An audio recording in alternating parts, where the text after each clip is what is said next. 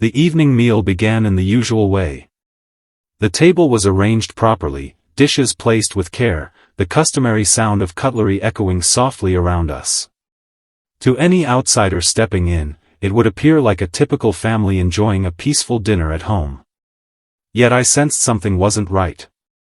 My parents wore that particular expression, the kind that appears when they've already settled on a choice and are simply biding their time to reveal it. Midway through eating, my father set his fork aside. The clink rang out more sharply than normal. My mother kept her gaze away from mine. "We have to discuss something," he announced. My stomach nodded instantly.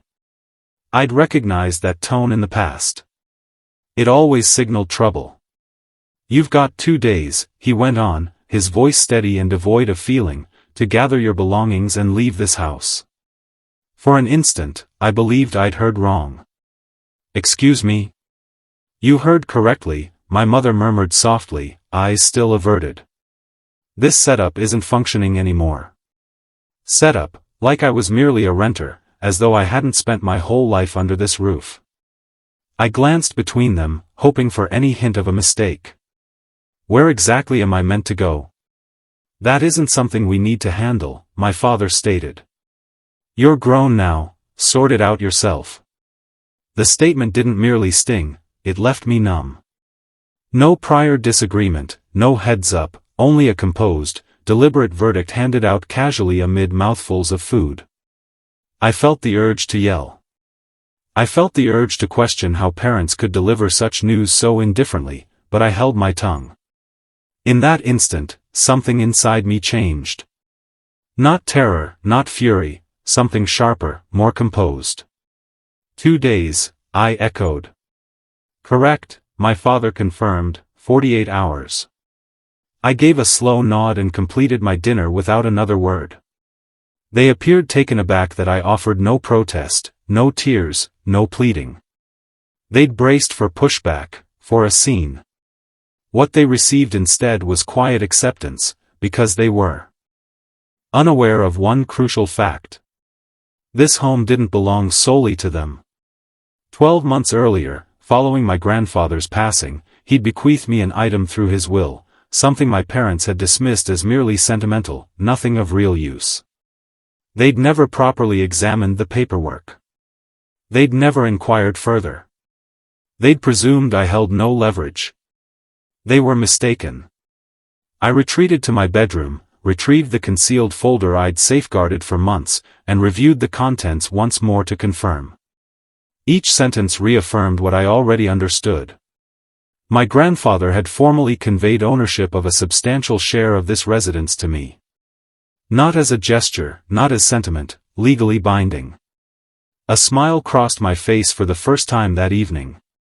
They'd believed they were evicting me. In truth, they'd handed me the ideal opportunity to finally reveal the facts.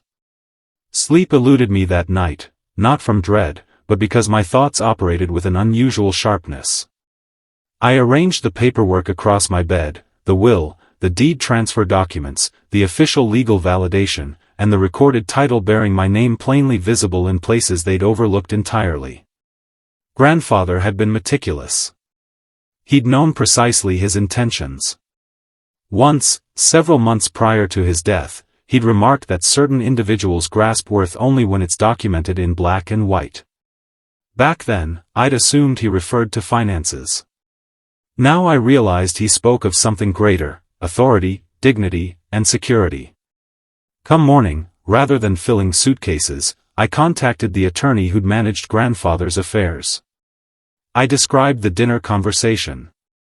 He showed no surprise. Actually, he almost seemed to have anticipated my call. "They never properly checked the division of the estate, correct?" he inquired. "No," I answered. "Excellent," he responded evenly. "Visit the office. Bring along the files." Within 2 hours, I sat opposite him while he examined the materials anew. He verified what I'd already grasped, though hearing it from an expert carried weight. "You hold legal co-ownership of this residence," he stated plainly, not sentimentally, but by law. They lack the right to compel your departure. In fact, he hesitated briefly, then offered a faint smile. You possess greater standing here than they comprehend. A sense of steadiness settled within me, not vengeance, not thrill, simply assurance. Together we duplicated every record, each one notarized, sealed, and fully legitimate. He recommended avoiding confrontation at home, withholding the revelation for now. Allow them to think you're departing, he advised steadily, then disclose it at the moment they anticipate least. I returned home and followed his guidance precisely. I began putting select items into cartons, not out of necessity, but to reinforce their certainty. I wanted them at ease in their belief that I'd surrendered. From afar, my parents observed. My mother appeared eased. My father seemed content. Neither inquired about my destination. That omission wounded deeper than their earlier declaration. Toward the end of the second evening, my father entered my room. Well done. I'm pleased you're handling this sensibly.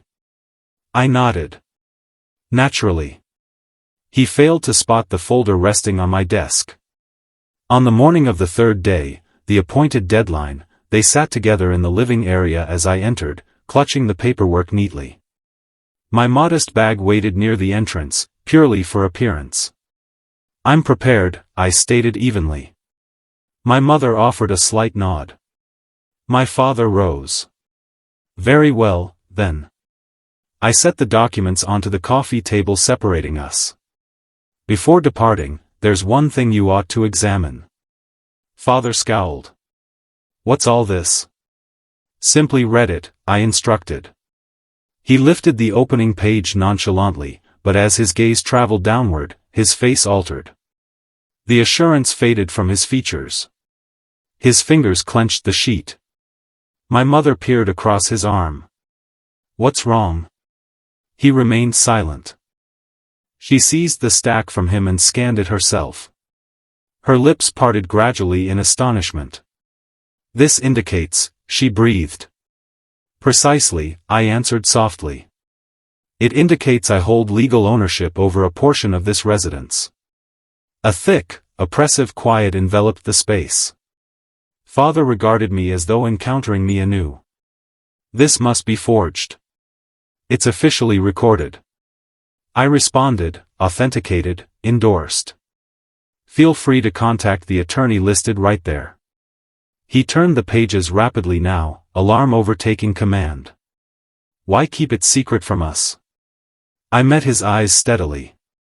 You never inquired. My mother eased into a seat gradually. We assumed. I understand your assumption, I said. You assumed I carried no influence here. Father's tone lowered. So what exactly are you implying? I'm implying, I answered composedly, that you lack the authority to demand I vacate a property I legally share. For the first occasion in my existence, my father found himself speechless. No orders, no rage, no booming tone to command the space. Merely quiet. The balance of control within the home had altered without any raised voices, and I hadn't once elevated mine. The stillness lingered extensively. My father lowered himself back slowly, still clasping the documents as if intense scrutiny might alter them. My mother gazed toward me, not in fury, but nearer to understanding. I never intended this to become a conflict, I remarked evenly. I simply sought respect. Father released a long breath. We were unaware. I know, I replied. That's precisely the issue. I retrieved my modest bag from the doorway. I'm staying, yet matters cannot continue unchanged. For the first time, they inclined their heads in agreement without dispute, not due to any outburst from me, but because the reality had finally spoken more powerfully than their control. If you enjoy the story, then like, subscribe and smash the bell you never miss new story and update. So keep watching Reddit Tales Time.